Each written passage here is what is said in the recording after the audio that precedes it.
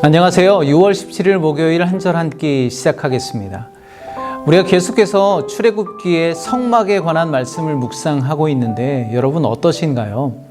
막연히 딱딱하고 어렵게 느껴지던 말씀인데 그 속으로 깊이 들어가 보니까 그 속에 하나님께서 녹여놓으신 예수 그리스도의 구속의 은혜가 보여지시나요?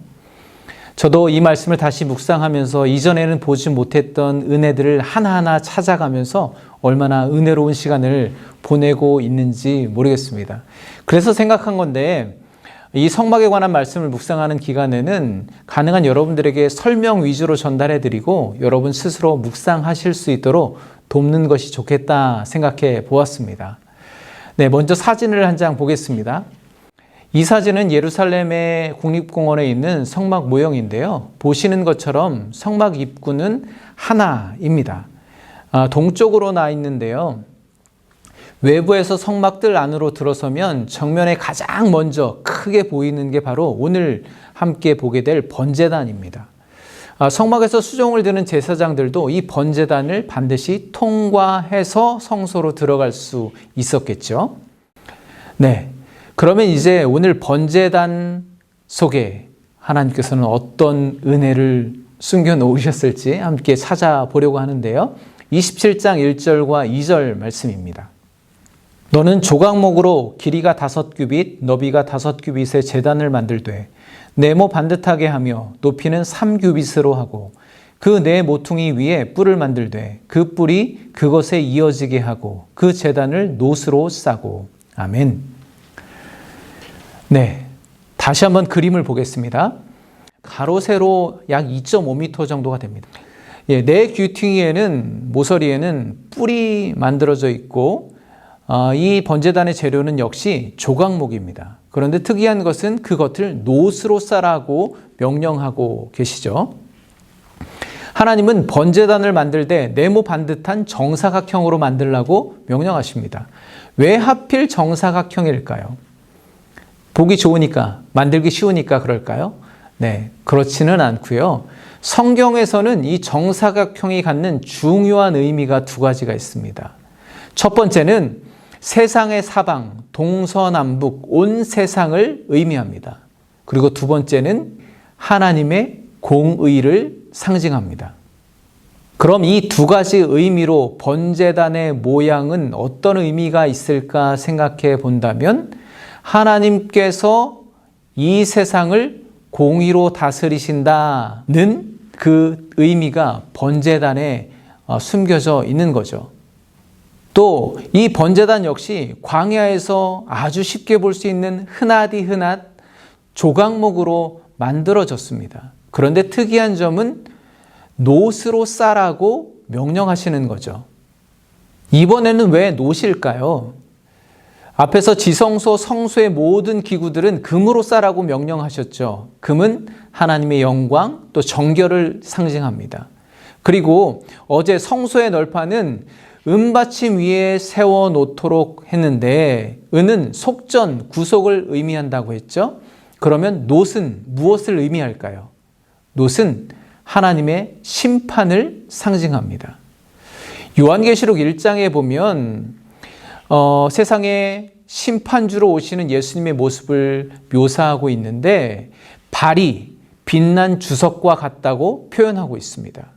그 외에도 성경에는 놋이 심판을 상징한다는 구절들이 여러 곳에 나타납니다. 아까 사진을 보시는 것처럼 성막으로 들어오는 모든 사람들이 가장 먼저 만나게 되는 것은 바로 이 번제단입니다. 하나님의 임재가 있는 성소로 나아가기 위해서는 모든 사람은 하나님의 공의와 심판의 번제단을 만나야만 했습니다. 그곳을 거쳐가야만 한 거죠. 그곳에서 죄를 해결하지 않고는 한 발자국도 성소로 하나님의 임재로 나아갈 수 없었던 것입니다. 제사장도 마찬가지죠. 이어서 보게 될 출애굽기 29장에 보면 아론의 아들들을 제사장으로 세우는 장면이 나옵니다. 그때 속죄제를 드리는데 숫송아지를 잡고 가장 먼저 그 피를 손가락으로 제단 뿔들에 바른 후에 나머지를 제단 위에서 불살릅니다. 그렇게 매일 하나님께 나아가 성막에서 봉사하는 제사장들은 번제단에서 그들의 죄를 용서받고 해결받아야만 했던 것입니다. 백성들도 마찬가지입니다. 역시 이 번제단으로 희생제물을 가지고 나아갔고 매일 아침마다 바쳐진 희생제물은 번제단에서 태워지고 그 연기는 하늘을 향하여 올라가고 그 희생제물의 연기를 하나님께서는 흠향하셨습니다. 그렇게 사람을 대신하여 짐승이 하나님의 공의와 심판의 번제단에서 희생제물이 되어서 심판받게 한 거죠. 그리고 그 피가 제단 뿔들에 발라지고 죄가 용서함을 받고 죄악된 옛사람은 불에 완전히 태워져서 소멸되게 됩니다.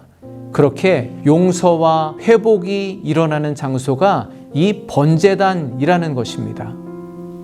여러분, 그러면 이 번제단은 오늘날 우리에게 어떤 의미가 있을까요? 바로 예수 그리스도의 죽음을 의미하는 첫 번째 장소가 번제단입니다. 죄악된 우리는 우리 스스로는 결코 하나님 앞에 나아갈 수가 없습니다. 왜냐하면 하나님은 거룩하시고 공의로우시기 때문입니다. 하나님께 나아가는데 우리의 죄악은 걸림돌이 되죠. 죄악된 모습으로 공의로우신 하나님 앞에서 우리는 마땅히 심판받게 되죠. 그러나 예수님은 당신 스스로 친히 우리를 대신해 희생 제물이 되어 주셨습니다. 그리고 십자가의 번제단 위에 오르셔서 대신 하나님의 심판을 받으시고 온 인류의 죄를 대속해 주셨습니다. 그렇게 주님은 번제단에서 심판받으시고 대속하심으로 하나님의 공의를 이루신 것입니다. 그로 인해서 이제 우리는 하나님의 임재가 있는 지성소를 향해 담대하게 나아갈 수 있게 된 것이죠. 여러분, 오늘도 주님의 제단 앞에 서시기 바랍니다.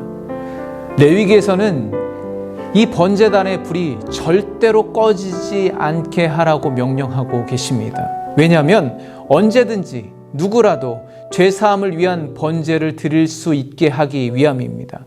그렇게 누구든지 죄의 용서가 필요할 때 번제할 수 있었습니다. 그것이 바로 번제단에 녹아있는 우리 하나님 아버지의 마음입니다. 하나님은 우리 대신 당신의 아들 예수 그리스도를 대속제물로 삼으셔서 언제라도 우리가 하나님의 임재 앞으로 지성소로 나아갈 수 있도록 하셨습니다. 그렇게 꺼지지 않는 사랑으로 우리를 기다리고 계시는 하나님께 오늘도 더욱더 가까이 나아가실 수 있기를 간절히 소망합니다. 이 번제단에 담긴 하나님의 긍휼, 그 사랑을 기억하시고 오늘 이 말씀을 다시 묵상하시면서 그 속에 담겨져 있는 예수 그리스도의 구속의 은혜를 깊이 경험하시고 하나님과 사귐이 있는 복된 하루 되시기를 간절히 축복합니다. 하나님은 오늘도 여러분과 함께 하십니다. 감사합니다.